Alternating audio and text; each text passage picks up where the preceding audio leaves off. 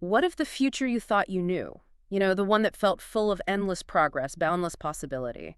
What if that's just not the trajectory anymore? Hmm. And what if the very things driving what we call progress are actually leading us somewhere quite dangerous? That's a heavy question, a really challenging one. But it's something a thinker, um, remarkably prescient, was grappling with over 40 years ago. Right. And his ideas, Mm. arguably more relevant now than they were then. Welcome to the Deep Dive. We're the show where we unpack your sources, digging out the key insights, the surprising facts. Hmm. And today we are diving deep into a really powerful book from 1981. It's called 100 Pages for the Future, Reflections of the President of the Club of Rome by Aurelio Peccei. Yeah, and it wasn't, your typical dense academic work. Peccei specifically designed it to be read quickly. Like over a weekend. Exactly. Read it in a weekend, but then crucially, ponder it for a year. He wanted it to be a kind of shortcut, as he put it, to being well-informed about the huge choices facing humanity. So our mission today is to distill that urgent message for you. It's almost prophetic, really. It is. A stark warning that humanity is, in his words, hurtling towards disaster. But, and this is key, there's also this deep belief running through it. Yes, A absolutely. belief that we do have the knowledge, we have the means to change course if, and it's a big if, we're brave enough to make a really radical shift. He pinpointed the 1980s as decisive, critical window. And looking back now, from 2025, well, you might find his observations eerily, unsettlingly spot on. Mm-hmm. Okay, so to really get Peccei's viewpoint, he kind of asks us to zoom way, way out. Cosmic scale, almost. All right, to reconsider our place in the grand scheme of things. What was the analogy he used to put our, well, fleeting existence into perspective? It's a really striking one. He asks you to imagine Earth's entire history, 6 billion years squeezed into just 6 days, a single week. Okay, 6 days for all of Earth's history. Right, so Earth itself forms early Monday morning. Life doesn't show up until Thursday morning. Wow, quite a way. A long wait. Mhm. Then mammals, our closer relatives, they only appear Saturday evening. Saturday evening? And Homo sapiens, us, we arrive literally on the stroke of midnight Saturday night, just as the weekends. So we basically just got here. We are astronomical latecomers, Mm-hmm. putting it mildly. Barely a minute of that whole cosmic week covers our entire human story.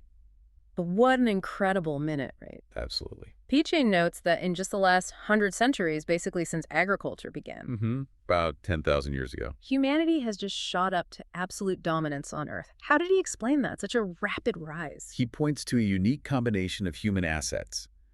Our highly evolved brain, obviously, our incredibly dexterous hands. Right, allowing tools. Tools, weapons, yes. And then, maybe the most crucial element, articulated speech. Language. Language itself. He argued that language profoundly stimulated our intelligence, our memory. You combine that with our ability to organize ourselves into complex societies. And suddenly we're this dominant force. Almost unstoppable, yeah. Yeah. Okay, so we've covered this incredible ascent, this mastery over nature. But Peccei saw a deep, kind of unsettling paradox within this progress itself, didn't he? He did. That's central to his argument. What was the core insight there? Well, his point was this. Modern humans, driven by science, by technology, we've demystified the world. We've built this huge, complex, global meta system, transport, communication, AI now, managing everything. Right, the interconnected world. But here's the paradox, the unsettling twist Peccei saw. In this frantic race to control the external world, we've kind of lost touch with ourselves. Lost touch. How so? We've become more and more dependent on technology, rushing forward without really asking where it's leading us. Mm-hmm. Often, he argued, at the expense of our relationship with nature, with philosophy, ethics, even faith. Hmm. And this leads him to ask this really profound, almost disturbing question. Which is?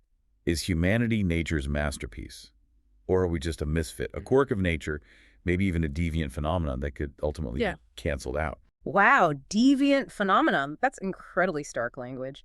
Did he elaborate on that? Like, what defines masterpiece versus misfit in his view? Well, I think he saw the masterpiece potential in our capacity for wisdom, for creativity, for self-correction. Okay. But the misfit side emerges from our relentless pursuit of material progress, often forgetting the consequences, losing that balance. And that kind of sets the stage for the next part, doesn't it? What he called the syndromes of decline, this looming crisis. Exactly. It leads directly into his analysis of the crisis he saw unfolding. He traces this big shift in thinking from the sort of euphoria of the 1960s. Right, the belief in limitless everything. Limitless energy, endless affluence, this idea that prosperity was almost automatic. We thought we had it all figured out, but then came the 70s, a much harsher reality check. Precisely. No. That's when the Club of Rome, which he presided over, really sounded the alarm with their famous 1972 report, The Limits to Growth. Which challenged that whole infinite expansion idea. For the first time, really, on a global stage. And then came the shocks. The oil crisis in '73, prices quadrupling almost overnight. Then global grain shortages. So it wasn't just economic theory anymore. No, it hit home. It showed how fragile those illusions were, how interconnected everything truly was. And from this, Peccei described what he termed the world problematique. Yes, a dreadful mixture of problems, as he put it. Like what specifically? Things like uncontrolled population growth, economic crises, huge social injustices, the arms race, obviously environmental destruction, and failing institutions unable to cope. And his key point was that these aren't separate issues. Exactly. That's critical. He insisted they're all deeply intertwined. You can't treat them in isolation. Trying to fix one without addressing the others, he thought that just makes the whole situation worse. They're symptoms of a deeper systemic problem. Okay, so within this dreadful mixture, this problematique, where did Peccei see the most critical, the most dangerous pressure point? He used that term cancerous, didn't he? He did. For him, the most alarming trend was population growth. He called it cancerous, using that very strong language deliberately. Why such strong language? The numbers. Well, yeah, look at the figures he was presenting back then. We went from 1 billion people globally around 1830 Good. to a projection, when he was writing, of 5 billion just in the developing world, the third world as it was called then, by the year 2000. A massive jump. A staggering acceleration. And he wasn't just talking abstract numbers, he was focused on the human reality, the planet's capacity. He had that visualization too, didn't he? 1 minute of the population explosion, what did that show? It's incredibly stark. It hammers home the human cost. In every single minute, he calculated 233 babies were born. Okay. But in that same minute, 26 of those infants would die before their first birthday. Oh, wow. And another 34 would die before reaching age 15, often, he noted, due to malnutrition. It's a brutal reality check embedded within those big growth numbers. So the human bomb, as he called it. Yes. Threatening the planet. He predicted that by 2000, just 8 countries would hold 60% of the world's population. And he connected this population explosion to how the world felt like it was shrinking, right? Because of travel and communication? Absolutely. He pointed out, it took thousands of years to walk around the globe. By his time, a jet could do it in hours. Right. So space effectively shrinks while the number of people explodes. It just intensifies the pressure, the competition for resources. Which brings us to the resource question itself. Yes. What's the actual impact of all these people? Peccei did a calculation. Yeah. Kind of shocking, really. What was it? He estimated that the people alive on Earth in 1981 would, in their lifetimes, consume more natural resources than all their human ancestors combined over the previous 10,000 centuries. Wait, more than everyone who ever lived before this? Combined, yes. Yes. Since the dawn of agriculture. That's mind-boggling. It is. And it led him to ask that chilling question. Are we a generation of monsters? A generation of monsters? That's such a provocative phrase. What do you think he really meant by that? Shock value? Or something deeper? I think it was definitely meant to shock, to shake people awake. But deeper than that, it's about responsibility, isn't it? Forcing us to confront the ethical side of our consumption, our impact. Are we living in a way that's just monstrously unsustainable, stealing from the future? It's a call to examine if our progress has outrun our wisdom. Beyond just the sheer number of people and resource use, Peccei also focused heavily on the direct destruction of nature. Yes, the irreversible damage. Reducing Earth's basic capacity to support life. He gave specific examples, didn't he? He did.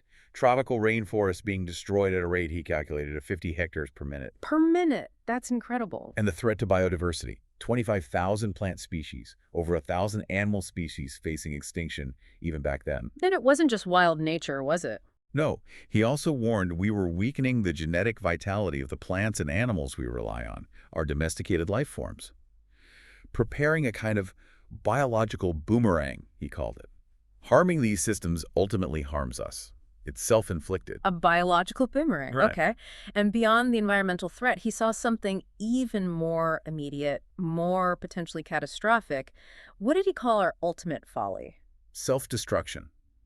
Specifically, self-destruction using the tools of science. He found our whole concept of security at the time utterly insane. Insane. Why? He pointed to what he called the indicators of our madness. Things like global military spending hitting over $500 billion a year back in 1980. $500 billion back then. Yes, and 500,000 scientists worldwide dedicated only to military research, to defense. He had that comparison too, the tank versus classroom. A really powerful, heartbreaking comparison. He said the cost of one modern battle tank back then could build 1,000 classrooms for 30,000 children. Wow. His point wasn't that humans are inherently aggressive. It was about what he called a cultural chasm. A cultural chasm. Yeah. We possess this apocalyptic power, nuclear weapons, advanced technology, but we wield it with, in his words, a pre-technological mentality. We're still reasoning at a tribal and barbaric level, despite our scientific prowess. Our thinking hasn't kept pace with our destructive capability. Exactly. And finally, in this list of problems, he targets something fundamental to our global structure, the Moloch of sovereignty. Ah, yes, national sovereignty. The principle established way back, Treaty of Westphalia, 1648. Right. And for Peccei, this centuries-old concept had become a huge roadblock, a Moloch demanding sacrifice. A major obstacle to our collective survival, he argued. His point was pretty straightforward. How can a system designed when people traveled by horse-drawn carriage still be the organizing principle in the age of space travel and global communication? It seems absurd when you put it like that. He thought so. He argued it leads inevitably to a world riddled and torn by economic disparities, because each nation prioritizes its own narrow interests above the common good. And it breeds hypocrisy. Hypocrisy and half-truths in international dealings, yes.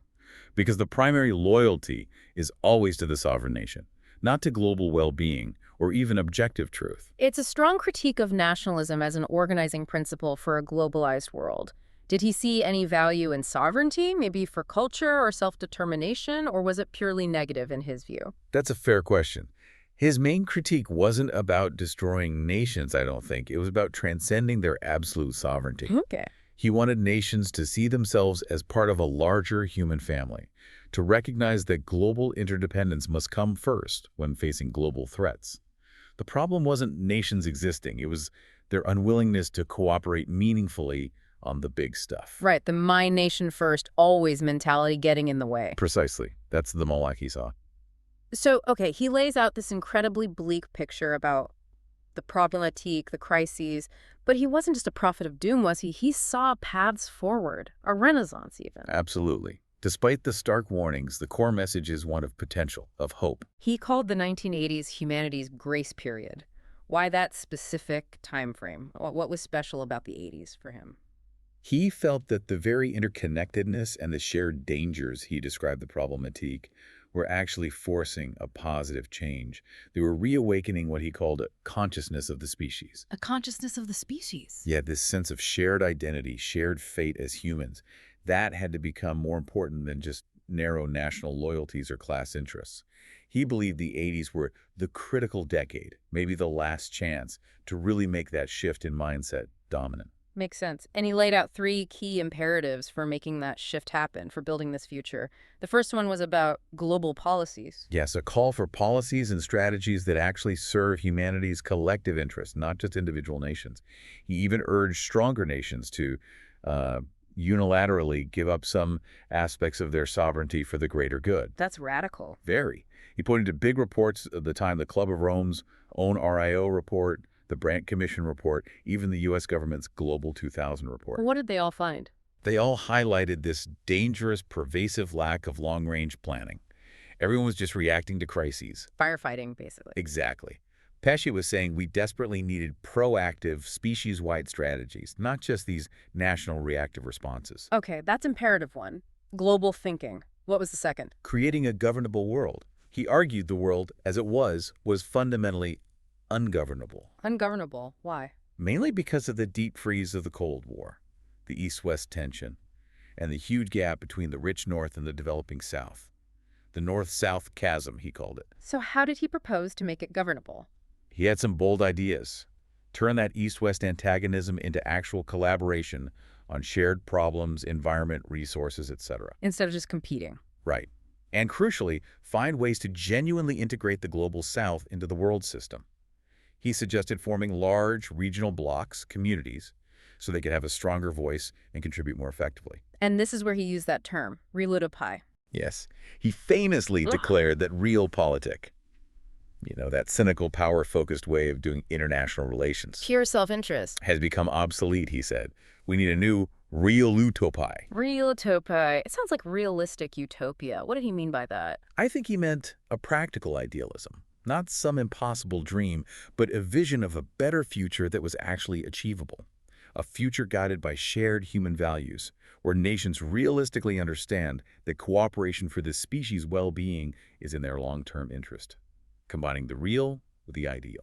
Okay, practical idealism. I like that. So global strategies, a governable world. What was the third? And you said cornerstone imperative. Learning to govern ourselves. This was everything for Peccei, what he called the human revolution. The human revolution within us. Exactly. He said the great hidden resource for saving ourselves isn't out there, it's in here, inside each individual. What resource is that? Our innate capacity for understanding, for vision, for creativity. He believed the ultimate solutions weren't just political or technological. They required a massive, sweeping cultural evolution, a shift in how we think, feel, and act. A whole new cultural epoch, basically. Yes, moving from one to another, not just tweaking things, but a fundamental transformation. So if it starts with the individual, how did he see this happening? Through learning. He talked about innovative learning. He did, and it wasn't just traditional schooling. He emphasized learning that is participatory and anticipatory. What does that mean? Participatory and anticipatory. Participatory means actively engaging, not just passively receiving information. Anticipatory means learning focused on understanding future challenges, complex systems, and how to shape a better future, not just react to the present. So less rote memorization, more critical thinking and problem solving. Absolutely. He cited programs like one in Venezuela at the time focused on learning to think, teaching core cognitive skills. It's about empowering people to be active creators of the future. He even loved that the U.S. Postal Service had a stamp motto in 1980, "Learning never ends." That captured the spirit. Continuous adaptation. And he put special emphasis on one group for this revolution, didn't he? Young people. He really did. A passionate case for the role of youth. He called them the pure source of youth. Why such faith in the young generation? Several key reasons. First, demographics. They were and are the majority of the world's population. Second, he believed they have more mental flexibility, less attachment to old, failing ways of thinking. More open to new ideas. Exactly. And third, pragmatically, they have their whole lives ahead to actually implement new ideas and build that different future. He even proposed a project called Forum Humanum, What was that? a global network of centers led by young people, specifically tasked with designing desirable futures for the year 2000 and beyond, giving them the space and resources to blueprint a better world. That's putting a lot of faith and responsibility on youth. He saw it as essential. Their energy, their fresh perspectives were vital. So the ultimate goal of all this, the global thinking, the governable world, the human revolution through learning, is what he called a new humanism. Yes, a Yeah. truly human revolution. And this wasn't just about science or economics. It was about restoring things like love, friendship, understanding, solidarity, the primacy of the spirit, he called it. So bringing humanity back to the center. Precisely. Asserting human values and conscious control over the material and technological revolutions that he felt were starting to dominate us rather than serve us. It's not anti-progress, but it's demanding progress be human-centered. Reestablishing our core humanity in the face of all this rapid change. That's a good way to put it. So bringing this all together for us here in 2025, Peccei's message, it's got these really stark warnings, doesn't it? Humanity hurtling towards disaster. You can't ignore that part. But underneath it all, there's this thread of, well, profound hope.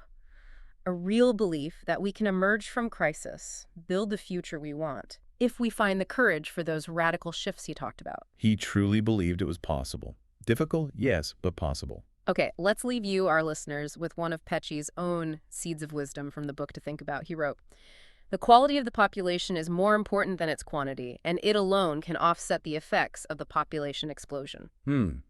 Quality over quantity. So the question for you is, What do you think is the most important quality for humanity to cultivate right now to navigate the challenges we face? And maybe think about what your contribution could be to that vital human revolution Peccei called for.